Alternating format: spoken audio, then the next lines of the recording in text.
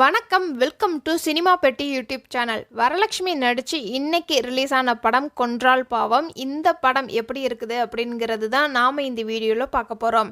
இந்த படத்தோடைய கதை 1985 காலகட்டத்தில் தருமபுரியில் நடக்கிற மாதிரி படம் ஆரம்பிக்குது. சார்லி ஈஸ்வரி ராவோடைய மகளாக வரலட்சுமி வராங்க. இவங்களுடைய ஃபேமிலி ரொம்ப கஷ்டப்படுறாங்க. அதனால் வரலட்சுமிக்கு ரொம்ப வருஷமாக கல்யாணமே ஆகாத மாதிரி இந்த படத்தில் காட்டியிருக்கிறாங்க.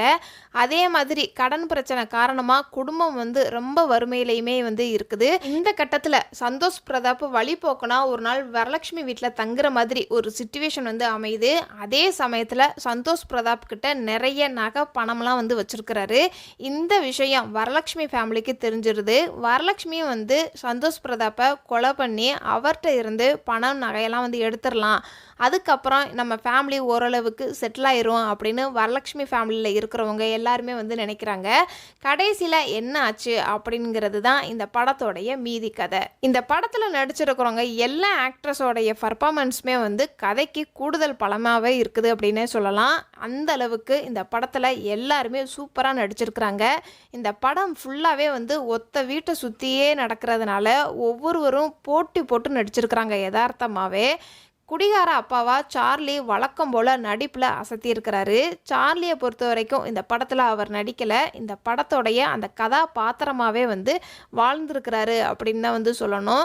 அந்த அளவுக்கு இந்த படத்தில் அவருடைய கேரக்டர் அமைஞ்சிருக்குது. அதே மாதிரி காலா படத்தில் ரஜினிக்கு மனைவியாக நடித்த ஈஸ்வரி ராவுக்கு இது ஒரு நல்ல கதாபாத்திரம்னே சொல்லலாம். அதை புரிஞ்சு தன்னுடைய முழு நடிப்பு திறனையுமே இந்த படத்தில் காட்டியிருக்கிறாங்க. அந்த அளவுக்கு இவங்க ரெண்டு பேருடைய பர்ஃபார்மன்ஸுமே இந்த படத்தில் சூப்பராக இருக்கும். ஒரு பக்கம் ஒரு சில படத்துல வில்லியா வர வரலட்சுமி இந்த படத்துல ஒரு இளம் பெண்ணா நடிச்சிருக்கிறாங்க. அச்சு அசலா ஒரு கிராமத்து பொண்ணு எப்படி இருப்பாங்க அப்படிங்கிறது இந்த படத்துல அப்படியே வரலட்சுமி கொண்டு வந்திருக்கிறாங்க. சந்தோஷ் பிரதாப் ஒரு துடுப்பான இளைஞனா வராரு.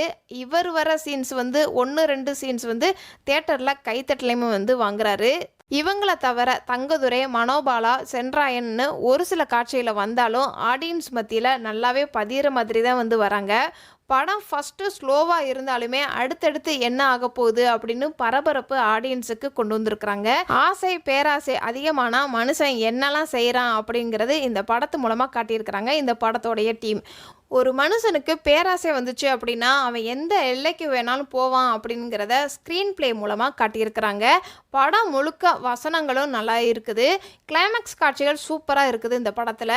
சாம் சிஎஸோடைய பிஜிஎம் இந்த கதைக்கு ஏற்ற மாதிரியே விறுவிறுப்பு குறையாமல் பிஜிஎமாக இருக்குது. இந்த படம் நீங்கள் பார்த்துட்டீங்க அப்படின்னா உங்களுக்கு இந்த படம் எப்படி இருந்துச்சு அப்படிங்கிறத கமெண்ட்ஸில் சொல்லுங்கள். இந்த மாதிரி மூவியோடைய ரிவ்யூ, மூவியோடைய அப்டேட்ஸ், மூவியோடைய ஹிடன் டீட்டெயில்ஸ், மிஸ்டேக்ஸ் வீடியோ நீங்கள் இன்னும் தெரிஞ்சுக்கணும் அப்படின்னா நம்ம சேனலை சப்ஸ்கிரைப் பண்ணுங்கள். டாடா, பை பாய்.